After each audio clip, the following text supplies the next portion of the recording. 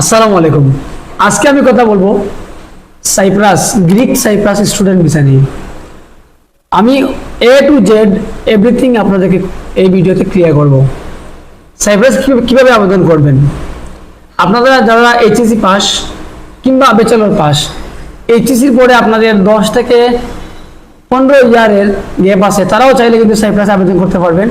এবং যারা bachelor complete করে ফেলছেন, তাদের যদি 15 থেকে বেশিও গ্যাপ থাকে, তাও আপনারা অ্যাপ্লাই করতে পারবেন।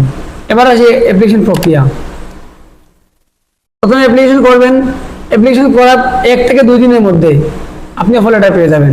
অফার লেটার পাওয়ার পরে কাজ হচ্ছে আপনি আপনার যে কোনো সরকারি মেডিকেল থেকে মেডিকেল করে ফেলতে হবে। এখানে হচ্ছে আপনার 1 থেকে 2 হাজার টাকার মতো খরচ যাবে। তারপর হচ্ছে আপনার নিজ থানায় গিয়ে পুলিশ ক্লিয়ারেন্সটা করে ফেলতে হবে। তারপরে হচ্ছে আপনার একটা ব্যাংক স্টেটমেন্ট রেডি করতে হবে।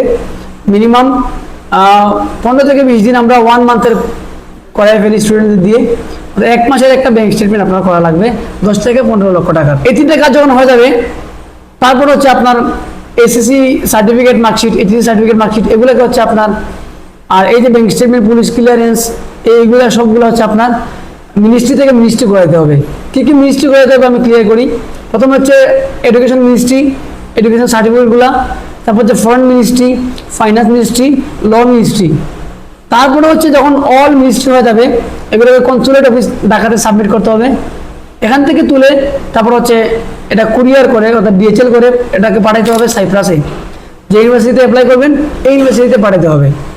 ওই ইউনিভার্সিটিতে পাঠানোর পরে তারা নির্দিষ্ট কিছু সময় নেবে, নেওয়ার পরে অ্যাসেসমেন্ট করে যদি সব কিছু ওকে থাকে, দেন হচ্ছে আপনাকে বলবে ঠিক আছে ওকে। এবার আপনি তখন তারা একটা হচ্ছে অ্যাকসেপ্টেন্স লেটার আপনাকে দিবে।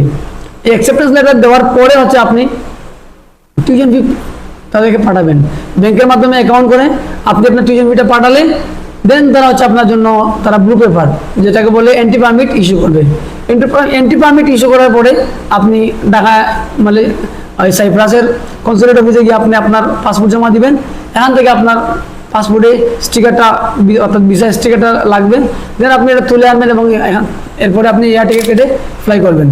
তো এই হচ্ছে ওভারঅল প্রসেস। আপনারা যারা এই ভিডিওর মাধ্যমে জানলেন, যদি আরও বিস্তারিত বা ভালোভাবে বুঝতে চান, তাহলে আমাদের অফিসে যোগাযোগ করতে পারেন। আমরা আপনাদেরকে আরও স্টেপ বাই স্টেপ, 1 বাই 1 হাতে ধরে ধরে প্রপার গাইডলাইন দিয়ে সহযোগিতা করব। আমাদের অফিসের ঠিকানা হচ্ছে Zindabazar, Galleria shopping centre, lifted 3, Convoy Education and immigration.